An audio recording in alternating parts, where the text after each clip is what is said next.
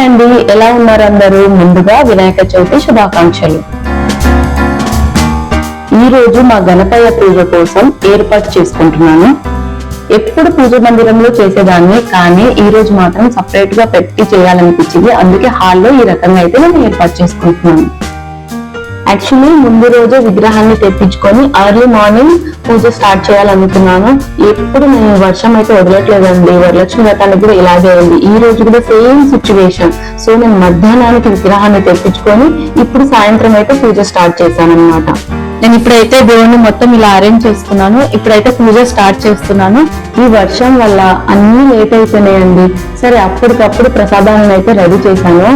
దేవుడికి ఇష్టమైన, అంటే మన గణపయ్యకి ఇష్టమైన ఉండ్రాలు, పాలతాలికలను చేసి వాటితో పాటు 2-3 రకాల ప్రసాదాలను చేసి పెట్టాను. మొత్తానికైతే 5 రకాల ప్రసాదాలను అయితే రెడీ చేసి పెట్టేశాను.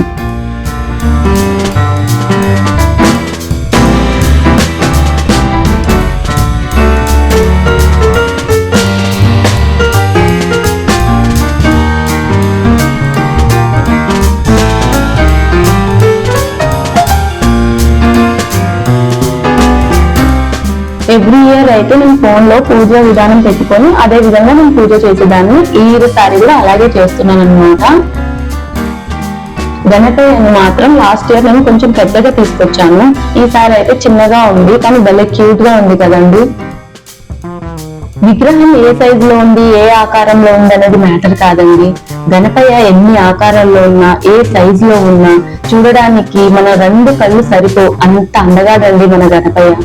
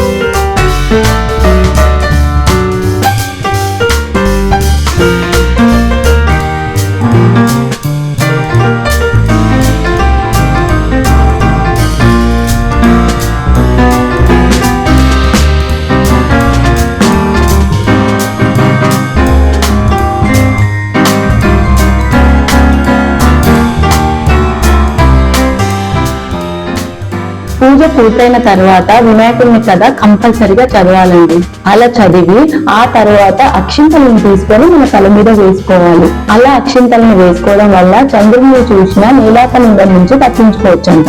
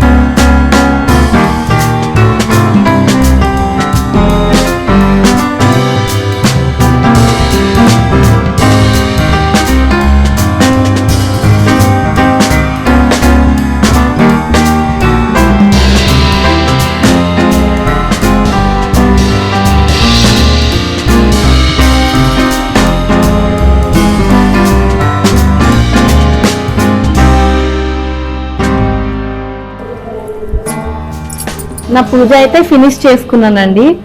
అందరికీ వన్స్ అగైన్ వినాయక చవితి శుభాకాంక్షలు. నేను ఈ రకంగా అయితే నా పూజ చేసుకున్నాను. మరి నా పూజ వీడియో కనుక మీకు నచ్చినట్లయితే లైక్ చేసి, షేర్ చేసి, సబ్స్క్రైబ్ చేయండి. అంతేకాకుండా కమెంట్ చేయండి. నన్ను ఇలాగే సపోర్ట్ చేసిన వాళ్ళందరికీ థ్యాంక్ యూ సో మచ్. ఎందుకంటే రోజు రోజుకి సపోర్ట్ చేస్తున్నారు. అండ్ మీరు కమెంట్ బాక్స్ లో ఎలాంటి వీడియోస్ చేయాలనేది కూడా పెడితే నేను చేయడానికి ట్రై చేస్తాను. మా అపార్ట్మెంట్ లో కూడా ఇంకో వినాయకుడిని పెట్టారు, అంటే కింద కూడా వినాయకుడిని పెట్టారనమాట. అక్కడ కూడా దర్శించుకొని పూజ చేసుకుందాం. ఓకేనా? ఇదేనండి మా అపార్ట్మెంట్ వినాయకుడు.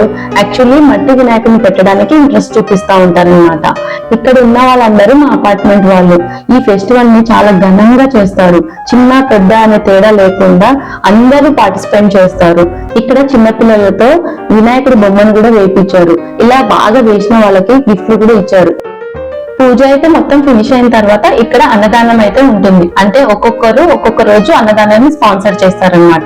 నేనైతే ఈసారి లడ్డు స్పాన్సర్ చేశాను. అపార్ట్మెంట్ లో మేమందరం కలిసి ఇలా పూజలు జరుపుకోవడం చాలా ఆనందంగా ఉంది.